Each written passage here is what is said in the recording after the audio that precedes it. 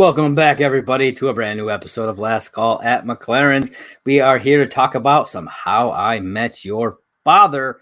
That's right. We are here for Season 1, Episode 5, The Good Mom. I am your host, Josh, and this is John. How you doing, man? I am great. And that's right. Season 1, Episode 5, the official halfway point of Season 1. Woo, woo. That's right. Though it makes me sad to think about that. I get that. You know, I'm really, really liking this show a lot, and I would be more than happy to watch a full-on 22 episode season. Just yeah. You know, it's been so good. So yeah, I'm excited to talk about this one. So good. So like I said, Season 1, Episode 5, The Good Mom, aired February 8th. 2022. Yeah, man. Less than a week ago, of course. This is how we do it. You know? Because this is how we do it. This is how we do it. So this episode directed by, I'm probably going to butcher her name, and I apologize. Moranica Joella Evans. Gesundheit. You're welcome. Most of her directing credits, I don't know. She did a couple episodes of iCarly. She did an episode of Legacies. But the funny one to me, as I was looking through her credits, was that she did an episode of this show called Raven's Home, and it was titled How I Met Your Mentor. That's great. Yeah, I was like, huh. I wonder if it's Raven's Home is in like the reboot of That's So Raven. Oh, I don't know. I didn't know that they did a reboot. Did it come out like in 2020? Like yep. Right around? Okay, that's probably what it is then. So yeah, they did an episode called How I Met Your Mentor, and she directed that. So I thought that was pretty funny, kind of serendipitous. Written by Christopher Ensel, who also serves as a supervising producer on this series. And he also was a writer and story editor on The Good Place, which is a fantastic show. Highly recommend you guys watching that. It's got Kristen Bell. It's got Ted Danson. Good stuff. Good stuff. It's from the same guy, Mike Schur, who did The Office, Parks and Rec, Brooklyn Nine-Nine. So definitely, if you like his stuff, check it out. All right. So the summary for this episode: an unexpected visit from Sophie's mom heightens Vale's concern for her friend.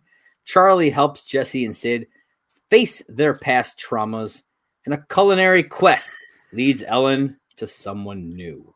Yes. All right. So we have a bit of stuff in the opening, and then the episode kind of breaks down into three different kind of groups, three different storylines. We've got the Sophie and Vale stuff, we've got the Ellen stuff, and then the stuff with the guys. So I figure we'll kind of talk a little bit about the stuff at the beginning, then just go down each kind of section, the way we typically do for this. Yeah. Show. All right. So the episode kind of starts off. Drew invites Sophie to a game night with his friends. So I thought that was fun. We got a game night thing kind of coming into play. We had a game night thing in the first season of How I Met Your Mother. We have the game night in the first season of this, though we don't really get to see any of the game night except for some charades. But I like that. But charades, though. Yeah, charades. Now, I don't know how many game nights you've been to, but the couple that I've been to, definitely not playing charades. Just saying. No, but they did all the time in How I Met Your Mother. They did. Yeah. The whole, I remember that episode where, was it Lily and Marshall were trying to find a new couple friend? And that was the whole thing, was charades. Charades. So, it's real funny. Kind of nice tie-in there. Sophie's mom then shows up, apparently a week late for her birthday. I was like, wow. Right off the bat, man, she is terrible mom. Now, we've already heard some stories about her. Oh, yeah. And so she's just... And she's living up to those stories. So well. Apparently her mom fucked Woody Harrelson while pregnant with Sophie. That whole I was like, they would never say that stuff on How I Met Your Mother. And that's one of the things I absolutely love about this show, is that they can just do whatever. Being a Hulu direct, they can get away with shit like that. Yeah. I think for me, makes the show a bit better. You know? Oh, honestly, it does. But I'm just saying, like, there's a huge difference between network television. Oh yeah, big difference. So it's like it's weird because like we're doing the shows kind of congruently with one another, as you know, we do 2 episodes a week. And so seeing the types of stuff that they do on How I Met Your Mother, and then seeing them go like way over the line on this one comparative. Yeah. It's like, wow, okay. I see you, Hulu. I see you. Let's see what else. We learned that she's a model, or at least was a model at one time. And then we get this stuff with Sid. So they're at the bar. She's there. She's kind of like hitting on Charlie. And then Sid brings over this new like bloody drink that he kind of concocted up. He variationed on Bloody Mary. Yeah. And then as soon as he sees Lori, he just like, I don't know how to describe it. It's just like, dude, he freezes. He kind of freezes up, gets stammers, and nobody knows what's going on. Which is weird because there's so many little things about this part of the episode right here that I noticed. Okay. Again, Jasper standing at the bar. Yep. And yet Sid's bringing the drinks over. Honestly, in my first 2 viewings, I didn't even notice Jasper. I noticed Jasper. And I'm just like... And I was like... When I noticed him finally, I'm just like, huh. He's so unnoticeable in this episode that's like he might as well not even be there. Pretty much. Yeah. And then I noticed that, like you said, he freezes. And it's like, well, that's kind of weird. And he walks away, and he's not even gone for long. He's gone long enough for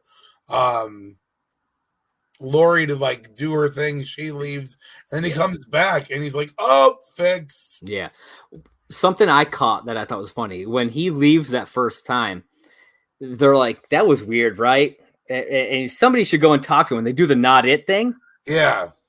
Sophie's the last one to touch her nose. If you don't count Lori. Of course. Yeah. Of the friends. So, because like I watched it, I was like, Sophie's it.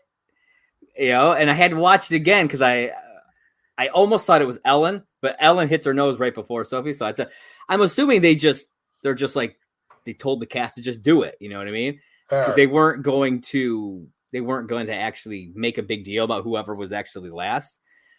Because when it happens again later on, it's Jesse who does it. Okay. But they like focus on him. Like he knows that he's it. And he's like, but when it's Sophie, they don't even bother. Yeah. I was going to say the first time they really don't even acknowledge it. Yeah. Which I thought was, that was kind of just a funny little catch. Apparently her mom has a new boyfriend, and she's leaving tomorrow. So she's only here for the night. Only in town for a night. Yeah. And Sophie cancels her plans to do her mom's thing. Vale not happy about it. But she's still there for her. That's one of the things I love about Vale is she may not be happy about the choice, but she still she still kind of sticks up for her friend and is there for her. Yeah. No matter what. And then they all decide they're going to go to her mom's boyfriend's show at a bar called The Happy Idiot, which we learn is the same bar that Jesse had his failed proposal at. Yep. So yeah, that's going to open up some stuff. So then we get into the 3 branching story arcs. Which one would you like to start with first? I want to talk about the one that's going to make me do my happy dance. Okay. I want to talk about the Charlie storyline. Okay. So the guys, as I labeled it. All right. Let's dive into it, man. I just want to start out by saying I preluded this like 2 episodes ago. Oh, you're jumping right to the end. I mean, we never really talk about this show in congruity anyway. That's true. I was right, though. Yeah? When I said that Charlie was it was either going to be him or Ellen working at that bar. Yep. Boom. I did not think it was going to be this soon. Dude, this is the halfway point. If they do it any later, it's not going to make any sense. Well, I mean, I thought it was going to kind of work its way toward the end of the season. You know, we were going to keep getting that stuff. And I thought, like, you had speculated that something would happen and Jasper would have to like not be there anymore. We don't even get anything with him. Like you said, he's there, no dialogue or anything. We don't get anything with him here. They're just like, bloop, here's Charlie.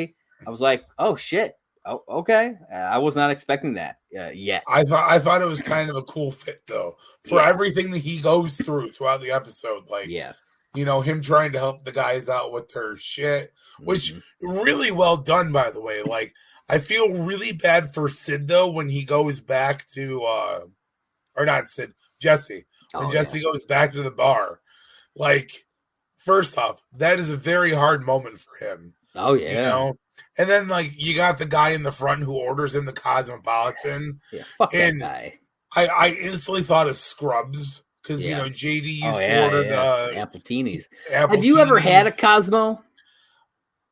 I think back when you and I were, like, 21 and we were discovering drinks, I think we ordered a Cosmo once. I've never had one. I know I didn't have maybe one. I haven't, but I was thinking about it when I was watching the episode, if me and you had ever tried one. So maybe I haven't either. Yeah, I don't know. I was like, it's not one that ever kind of like. I'm a margarita guy. I'll down some margaritas all day, but I've never ordered a Cosmo, so I don't even know. You've been to Margaritaville all day. I will vacation there. I thought I saw your boat in the dock. Yeah. We actually get to see the full video. Yes. Finally. We've seen kind of bits of it, but now it's not half as bad as I expected it to be. Yeah. I mean, we saw pretty much most of it where he so in this what we get to see here, we actually get to see him singing. And then he proposes. So we before we saw the proposal and we saw him fall off the stage. And that was all we had seen before. Yeah. So we get to see a bit before it with him singing, kind of leading up to it. And then the stuff that happens after he falls off the stage where he spills his Cosmo and it looks like he pees himself. And then some douchebag in the audience is being a douchebag. Being a douche. Yeah. And you mentioned the guy who orders him the Cosmo. He says something about Jesse's mom, and Jesse just goes off the rails, dude, man. I would have at the same time. Don't you talk about my mom? Like, I was like, whoa, but yes. But I love how then Jesse's like, I'm going to stop right here before this goes viral. Yes. He's like, have a good night, everybody. Thoughts on Charlie talking to his mom's wigs? This is an interesting little tidbit into the mind of Charlie. I mean, I thought it was a really funny little nod out there that there's like Charlie's not 100% all there. Yeah. Like clearly he has some attachment issues. Oh, he definitely does. I was just like, damn. Yeah. I did like, however, though, that like he's like, oh, I've been in therapy for years. And like they're like, oh, for how long? He's like, well, I'm still technically going. Yeah. I love he was like, I haven't talked to one of my mother's wigs in months. And they're like, wait, months? Months? Yeah. It's like, wait a minute. That's not that long ago, guy. No. And then again, though, I love how at the same time that he's helping Jesse, he can help Sid because they're very similar. And I love how this is where I had thought something was weird because as soon as... Because Sid's not there when everybody's introduced to Sophie's mom. Yeah. So he instantly, as soon as she leaves, he's like, guys, I have a thing for Sophie's mom, Lori. And I'm like, wait, how the fuck does he know her name? Like, he calls her by name. Yeah. And I'm like, how? And then, like, they go back and explain it where, because he says, he's like, she took my masturbation virginity. Yeah. And I'm like, but they weren't friends until the first episode. Yeah. So how did that happen? Yeah. And then like I was like, what? Yeah. Yeah. So I love the scene from the past. It's dude. This scene made me feel so bad for him. Yeah. Little Slim Shady. Yep, his little hamster. It's funny because so he's going to do his business. And he winds up knocking the lava lamp on the hamster and it breaks open and kills the hamster. But when he looks down, he's like, Slim Shady, please stand up. It looks like he's looking down at his dick. It kind of You know what I mean? Tell him, little Slim Shady just to please stand up. Me laugh because so I watched this episode this morning. Yeah. Last night was the Super Bowl, and who was one of the performers during the halftime show? Eminem. Yeah, I didn't even think about that. That's good. And so I died because I'm like, will the real Slim Shady please stand up? We're going to have a problem here. Oh, they definitely have a problem. But yeah, so we learned that the reason that Sid knows her is because of the modeling that she did. He has a bikini poster. He has the poster. Yeah, he has this. And it looks like she's holding like a lightsaber almost. I'm not 100% sure if that's what it was. I don't know. If that's what it was kind of supposed to be. But yeah, man, he went to Spencer's, right? Is that what he said? Yep. Spencer's to get the lava lamp. And then he also got the poster there. Yep. Man, the number of times the amount of time I spent at Spencer's when I was younger. I thought you were going to say the amount of times you were masturbating to posters. I mean, that's not inaccurate. Hey, man, you got to do what you got to do when you're a kid. We didn't have the internet like these kids do nowadays. Mom, I need to get on the computer. Don't expect a phone call for 2 hours. I'm on the phone right now. But Mom, the meatloaf. Kids back in the day, they had a thing called dial-up. Look it up. I don't want to explain it to you anymore. So Charlie, he really wants to. He really has this passion to help people. Oh yeah, and then cool. I mean, he's sincere about it too, and he really does help both of these guys through their traumatic problems. I worried when I started watching the episode. I was like, because like a lot of times, some of the stuff that he's done in those first few episodes, he's kind of been a little bumbling about things, And so I worried. I was like, oh man, he's gonna screw a bunch of stuff up. He only screws one thing up, which we'll get to later when we talk about Ellen. But he's not actively trying to help her. You know what I mean? That's the thing. He's focused on the guys, and that's kind of But now getting back to like talking about, I love how like he forces Jesse to get back up there and sing. Yep. He forces Sid to talk to Lori, buys her a drink. Sid has his moment where like he kisses her hand, and Sid could have nailed her. I'm just saying. I 100% believe that if he had actually tried, he could have bagged her. Oh, knowing what we know at the end of the episode, absolutely. Because she seemed into it. I'm just saying. And, I mean, yeah, like you said, knowing what we know about her, I think so. He's a very smooth, he's smooth at what he does. But he's not like cocky about it. And that's what I love about him. He kind of reminds me of like Ted when like Ted's on fire. Yeah. I could see that. Yeah. He's got the confidence of Ted in those instances, but like the niceness of Marshall. Yeah. It makes him a great character. So, since we've kind of talked about where, that story arc goes. There's one other part of this that I want to mention that I didn't catch until I was reading it on the wiki before I watched it for the third time. Okay. And I was like, wait a minute, that happened? And I had to, really pay attention. So, when Charlie is, realizing, I want to be a psychologist or psychiatrist. And then they're like, oh, you got to go to 8 years of school. And what about a psychologist? And same kind of thing. He's like, I was like, well, what can I do where, I can give sage advice and help people and everything. And Sid says this line, I might regret this, but he does the yeah. And then we see them at the bar. But I'm like, wait a minute. When the fuck does he say but And I rewatched the whole episode just to try and figure out where the hell he said it, and that's where he says it. I'm gonna have to rewatch that little part because I did not catch that. He's just like but and then it goes right into that scene of them at the bar. So now watch this. I'm gonna segue from one storyline into another because you kind of did it already. So now let's go into the Ellen storyline. Yes. And Ellen's storyline starts out so innocently. She's trying to make herself a goddamn sandwich. Yep, she wants and all a BLT. She wants is a fucking BLT, and her tomato's bad. Yep. So if she's like, well, what the fuck do I do? And for some reason, her apartment door is wide open. Yeah, but so is the one across the hall, and I understand. But that one they're makes having more a sense. wake, but it's like, I don't know. Anybody can just walk in. But yeah, hers being wide open is weird to me. Yeah. Like I'm in my apartment. My door is sure as hell not open. My door is not wide open. Nope. But so she's throwing out this tomato, and she sees like these guys like carrying this catering in, and dude's got a plate full of tomato.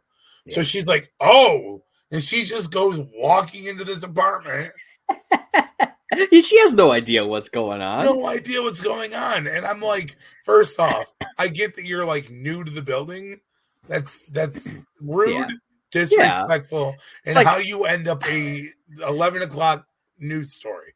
It's like, I also understand. It's like, okay, you're from like, where is she from? Like out west? Yeah, some like Midwestern state. But it's like, I feel like even there, you're not just walking into people's places unannounced. Well, like I said, that's how you end up 11 o'clock news story. Yeah, it's like local girl goes missing. Yeah, seriously. So she walks in and she winds up at a wake. For this old lady who died. Dude, she takes like half the tomato. Yeah, she's making a BLT. How much tomato do you need on this BLT? Like, I would have been like happy with like 2 slices. I don't eat tomato, so I don't know what the like tomato ratio typically is on a BLT. But I'm like, it's like she's taking a whole tomato's worth of tomato. She had one sandwich on the counter, which was already closed, by the way. Yeah. So I'm just like, is she just stocking up so she doesn't have to go to the store? It kind of seems like that. That's a lot of tomato, lady. She just needed to go and grab 2 and out the door, and she could have just made it back into her apartment. But she takes so much tomato that as she's going to leave, she gets stopped by this pretty young girl. Yep. And she's like, oh, it was really nice of you to stop by. Yeah. How did you know my grandmother? Yep. And instantly she could have just like bit the bullet and been honest. Or just been like, I live across the hall. Yeah. She didn't even have to say, I'm here to steal your tomatoes. She literally just needed to be like, oh yeah, I live across the hall. So like, that's how I know her, you know? But instead she goes with this elaborate lie that they're like the best of friends and blah, blah, blah. And that was her first big mistake right there. Dude, biggest mistake she's made yet on the show. I think she could have recovered from what happens at the end had she just been honest and been like, yeah, I'm her neighbor. That's how I know her. I don't think it would have played out as bad had she just been honest from the beginning. Yeah. You know, I'm her neighbor from across the hall. We weren't very close, but we talked here and there. Yeah. You could have had the misknowledge of people in the life and what was going on. It would have been understandable. Yeah. But I love how they're at the wake, and then for some reason that girl goes to the bar with Ellen. Yeah. Well, yeah, because she's like, you want to get out of here and get a drink because she doesn't like. True. She didn't want to be there. But I mean, like, they could have ended up anywhere else. They could have ended up at Sid's bar. Yeah. But they went to the bar to watch Jesse. Oh, yeah. You know? They ended up at the Happy Idiot. Yeah. The Happy Idiot. And that's how, like, the whole Charlie thing ends up happening because she goes to Charlie for information. Charlie accidentally gets his information wrong, which it's funny because like I blame Ellen first off for this because she's like, what can you tell me about Esther from down the hall? She lives directly across from them. Across the hall. Like she just walks out her door and beelines it right into the apartment. Yep. If she had been like, what do you know about the lady that lives directly across from us? I don't think he would have gotten it wrong. I don't think so either. What I mean? But it wouldn't have led to such a funny moment either. It's true. And Ellen and Rachel were vibing so well. They were vibing so hard. Like she's super. She called herself a produce nerd. Yep. And and Ellen owns a lettuce farm, so like they were vibing on that level. All I'm saying is Ellen's panties were wet. I think they both might have been. Really, I mean, how often do you click with somebody like that? Like that was something. And if she hadn't lied, I think this could have been something. Shared moment. Was there any yellow in that part of the episode? I don't know. I don't remember. There is. I do have a little when we get to the Sophie section. There's a little something that I'll talk about. But yeah, he gets the name wrong, and which leads to her to confronting Rachel. Yeah, Rachel gets all pissy, and then that's when everything comes clean. Yeah, and Rachel walks out on her. I don't blame her. I mean, if Ellen had been honest, I don't think she's mad about the confrontation. No. She's mad because Ellen lied. But we do know that she's going to be probably moving in across the hall, which means we might see her again. Yeah. And which means there will be a chance that it could calm down. Yeah, things could evolve. And I think that would be a cool thing to see is them, like, this is where it starts. And, like, over time, we get this relationship for Ellen with her. And they kind of make up. I mean, I don't know how far they're planning this thing out in advance. But I did love the, I'll see you around. I know where you live. And all the people in the bar are just like looking at her like, what the fuck?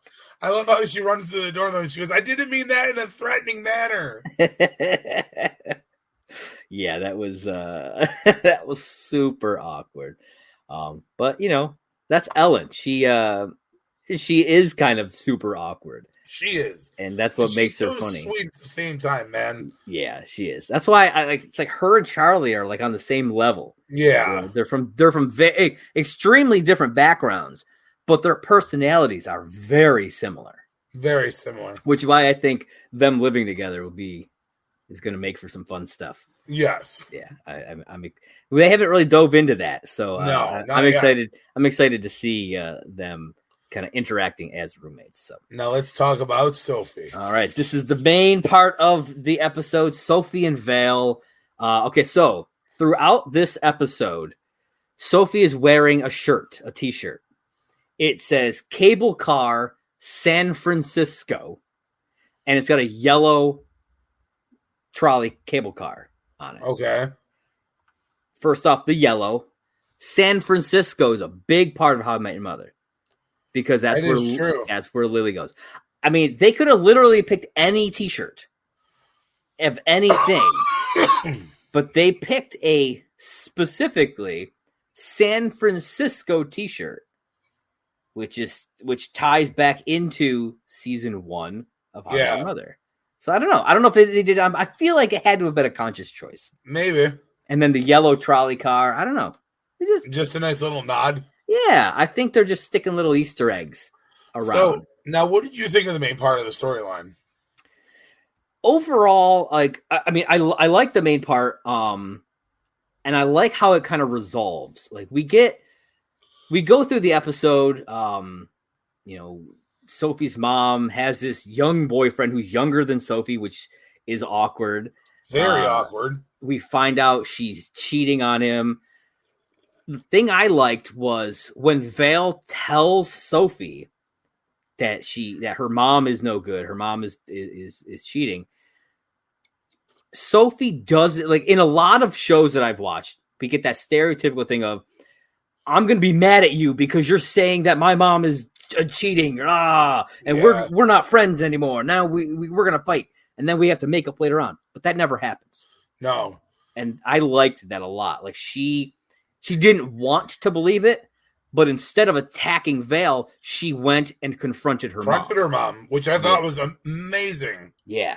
And so, like, I really liked the way they handled this part of the storyline quite a bit. Yeah. What about you? I thought it was well handled because me and you have been in this situation before where, you know, we've had that instance where, like, I've told you something and you've been like, oh, you're fucking lying to me. We're fighting now. And I'm like, you're being an asshole, but okay, I guess. Yeah.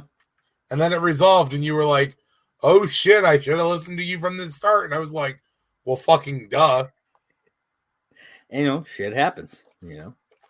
Shit happens. We learn, we live, we moved on. We're stronger for it now. That's absolutely true. I will say this, though.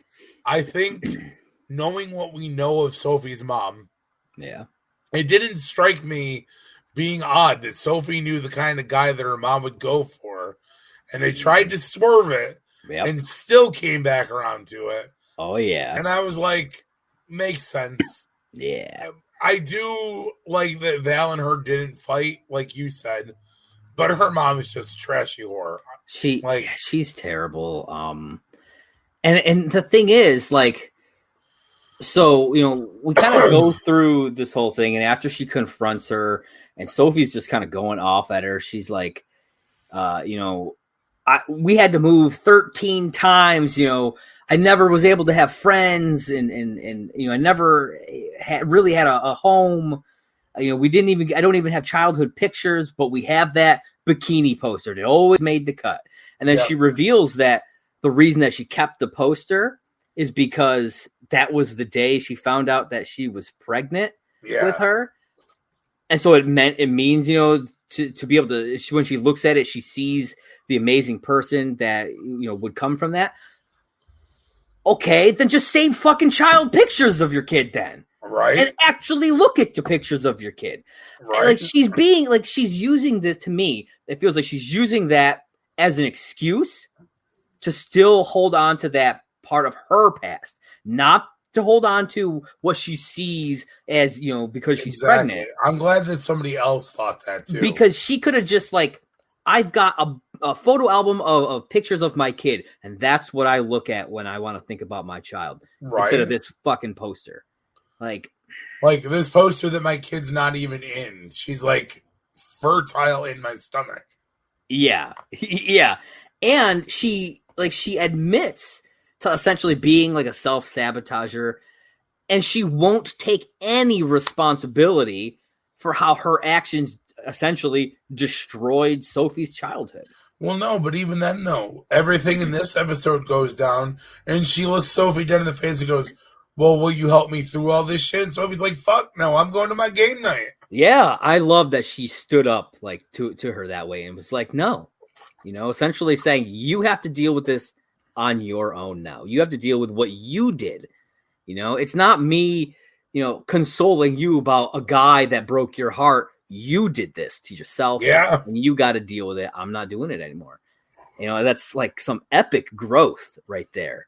Yeah. I really like that quite a bit. Let's see what else we got. Anything? Then the only last real thing is that Sophie goes over to Drew's for the game night. Yeah. Obviously, Charlie gets the job at the bar. Yeah, Josh Peck as Drew I love him. I love him so much. They're really leaning into him being the father right now. Yeah, apparently, like they released a synopsis for the next episode, and apparently Drew's ex is coming into town, and so there's going to be some friction happening there. So we'll see what happens. We'll see what happens when it comes to an ex showing up. Oh snap! There was a couple things I just wanted to kind of point out throughout this. Ash, the Lori's boyfriend, he's a really good singer. I don't know who he is. He looks familiar. I didn't really know him from much. Apparently, he's in the new Scream movie, but I haven't seen it yet. Nice. But he's a damn good singer. And then they mention that they have a Google Doc of Nickelodeon show ideas. Yes, because they mentioned Teenage Stepdad, and they're like, that would make a great Nickelodeon show. I think it would have been funnier if they'd have referenced it as a Disney show. Yes, I 100%. I understand the nod to Nickelodeon. Like, it is what it is. It actually would have made even more sense to me if it was Disney, because Disney owns Hulu. Oh, so well, like maybe that's why they did it then. Maybe they were just like, let's give the nod to the other guys. Like, maybe because like Liz McGuire was Disney, right? Well, that's where I was. So going like that would have made more sense. What show? It was Drake and Josh. What was that on? Nickelodeon. Okay, so I mean, you do have a Nickelodeon star at least, so you're kind of getting that one. So it does, you know, we get a little bit of work there. But yeah, that was I think that was the only other thing from that section. I mean, overall, it was a really good episode. Yeah, I love how all three storylines kind of like it wasn't like loose end tie off. It was like all the storylines, because they know right now that they haven't officially been announced for a second season yet. Yeah. So right now it's like, okay, we're halfway through. We got to kind of tie off some of these ends right now, just in case. Yeah. Yeah. So, I liked it. I think it was the previous episode. Was it the previous episode that you said wasn't as strong, or was it the one the one before? Okay. Yeah, it was the last one. Yeah, I mean, I like the Dirty 30 one, but I agree. I think that's probably the weakest one so of the far. 5 so far. This one definitely went back to having like that feeling of like How I Met Your Mother. Yeah. Like the vibe that like we're typically gonna get. I think Dirty 30 just kind of offset because it was like it wasn't what we've known from Sophie and shit so far. Like she really same with Val. Like Val felt like a very different character at the beginning of that episode. True. But I still enjoyed the episode. So to me, it's like if Dirty 30 is your weakest episode, I think you're doing pretty damn good so far. Yeah, I would agree with that. So I'm really liking this show quite a bit. Looking forward to the back half of this season. Really hoping for a season 2 pickup. Because fingers crossed. Yeah, fingers crossed. I'm hoping. I hope my 3 times watching every episode helps. I guess we will see. That's it for season 1, episode 5. Yeah.